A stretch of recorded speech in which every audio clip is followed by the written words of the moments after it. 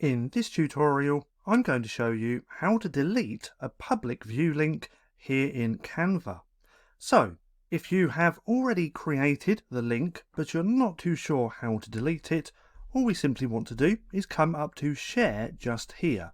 Now, if that public view link is live, we're going to see that just here because it's going to be green and it says live.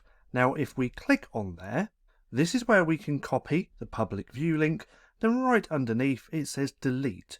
So if we delete that, then click delete public view link on this little pop-up, it's then going to delete that, as we can see just here, public view link deleted, and the link that you shared will not work anymore.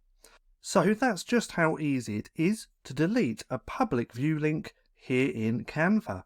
Now, if you found this video helpful at all, then please consider giving me a like, as it really helps out the channel. And if you're not too sure what to watch next, click right here and watch this playlist.